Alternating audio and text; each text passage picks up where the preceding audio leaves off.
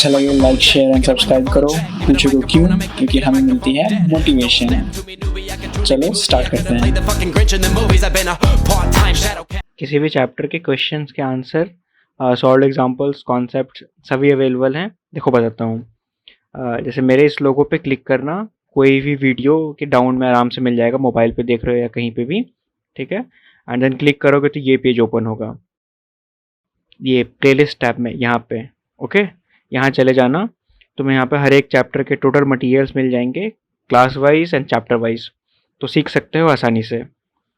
चलो स्टार्ट करते हैं। सो हाय एवरीवन, तो हम लोग एक्सरसाइज 4.2 कर रहे थे, ठीक है।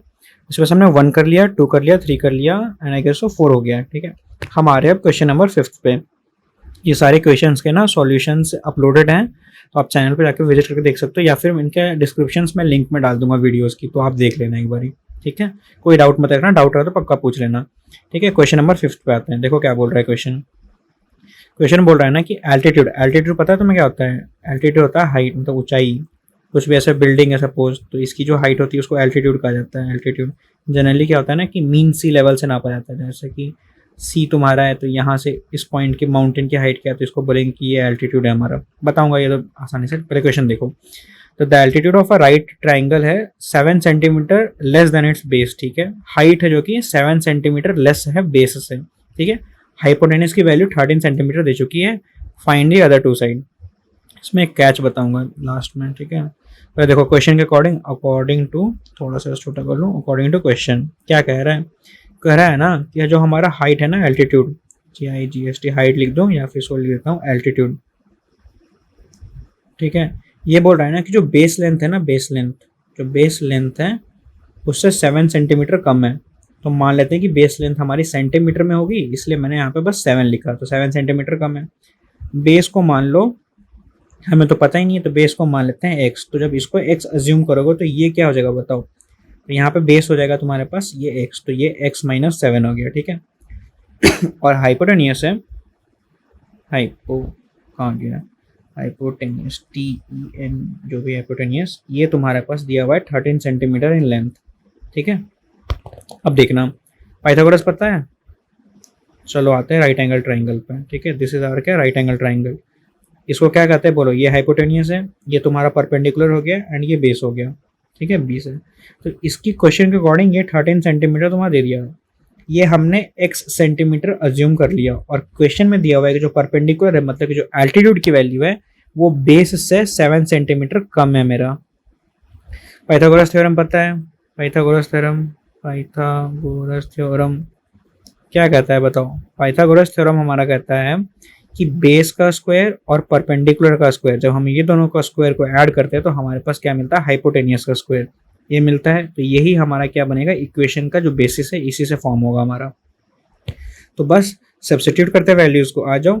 देखो क्या है क्वेश्चन के अकॉर्डिंग, बेस की वैल्यू है x, तो x का स्क्वायर, परपेंडिकुलर की वैल्यू है x माइनस 7, तो ये हो जाएगा x माइनस 7 का स्क्वायर, और इक्वल टू के बाद हाइपोटेनियस है 13 सेंटीमीटर, तो 13 सेंटीमीटर का स्क्वायर, बस हो गया। और देखो जनरल क्वाड्रेटिक इक्वेशन जो भी होता है ना, वो इस फॉर्म का होता है, ax square plus bx plus c equals to, ये नहीं होता है कि ax square plus bx minus c equals to 0, नहीं, x स्क्वायर ऐसे होता है, ax square plus bx equals to minus c। इस फॉर्मेट में जनरली तुम्हें नहीं मिलेगा देखने को।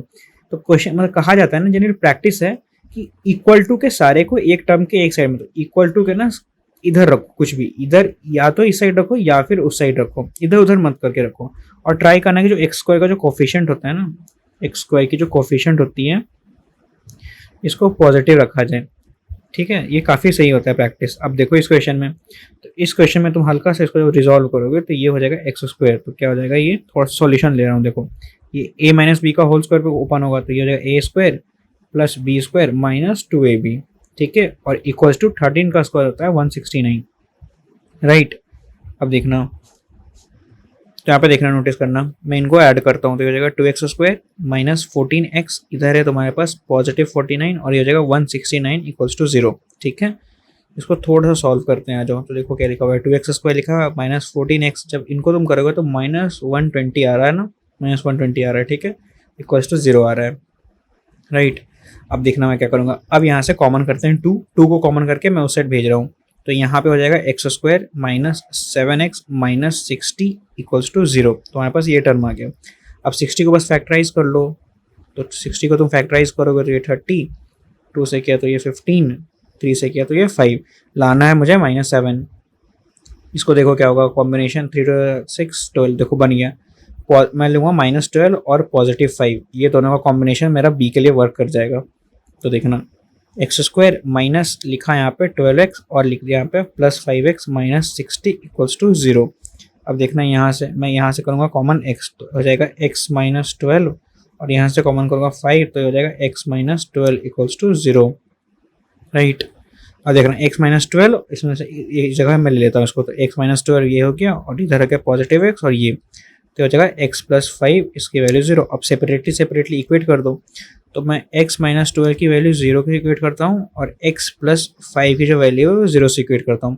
तो जो x की वैल्यू है वो आ गई +12 और जो x की वैल्यू आ गई वो -5 आ गई।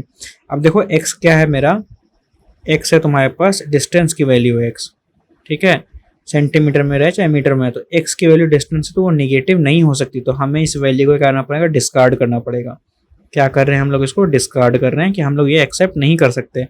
तो फाइनली हमारा ये एक्सेप्टेबल है। तो देखो पाइथागोरस थ्योरम में तुम्हारा ये हो गया 12, तो क्वेश्चन के अकॉर्डिंग ये हो जाएगा 12 माइनस 5, जो कि तुम्हारे पास क्वांटिटी कितनी आ गई, 7 आ गई है ना, ठीक है, और ये हो गया 13। तो तुम्हारे पास ये कॉम्बिनेशन क्रिएट हो गया। इस जानते हो इस कॉम्बिनेशन को क्या कहा जाता है, 12 माइनस 7 था ना, 7 सेंटीमीटर था आई गेस, तो ये हो गया 5। तो ये जानते हो पाइथागोरियन, अभी तुम्हें पता नहीं है, 10th में तुम्हें आगे जाके लेटर रियलाइज होगा कि जो 13, ठीक है, ये 5 एंड ये 12, ये जो है ना पाइथागोरियन ट्रिपलेट कहते हैं इसको, पाइथागोरियन ट्रिपलेट कहा जाता है। ट्रिपलेट मतलब कि बहुत सारे जनरल, ऐसा होता है ना कि प्रैक्टिस करते हुए तुम्हें आइडिया हो जाएगा, तो बहुत सारे क्वेश्चंस में तुम्हें ये मिलेगा, तो इसको जनरली एक नाम ही दे दिया गया कि ये पाइथागोरियन ट्रिपलेट है। कि अगर कोई मतलब होता है ना कि अगर ट्री है कुछ ब्रेक कर गया सपोज, ठीक है, इसका लेंथ यहाँ तक का 5 था और इसका ऊपर का लेंथ 13 था, तो यहाँ से अगर ब्रेक करेगा तो ये ऐसे गिरेगा, तो ऐसे गिरेगा, तो यहाँ पे तो ये 13 मीटर सपोज एग्जाम्पल है, मीटर है, तो यहाँ गिरेगा तो बोलता है कि बेस से कितना दूर आएगा ये, तो बेस से जो दूर होता है ना डायरेक्टली बोल सकते हैं, देखिए कि ये 12 मीटर के डिस्टेंस पे आके गिरेगा यहाँ। तो जनरली ये फेमस है बहुत चीज़ पाइथागोरियन ट्रिपलेट, ठीक है, बस मैंने जनरली बता दिया। तो सॉल्यूशन तुम्हें मिल गया ना, इसका सॉल्यूशन मिल गया कि जो बेस की वैल्यू है, बेस की वैल्यू आ गई 12 सेंटीमीटर और 12 में से 7 गया तो बचा हमारे पास ये 5 सेंटीमीटर, राइट, ठीक है, ये हो गया हमारे पास। तो हमने कौन सा क्वेश्चन कर लिया, हमने कर लिया क्वेश्चन नंबर 5, ठीक है। अब बचा बस क्वेश्चन नंबर 6, तो मैं इसके अपलोड करता हूँ सॉल्यूशंस, ठीक है। चलो फिर मिलते हैं नेक्स्ट क्वेश्चन में।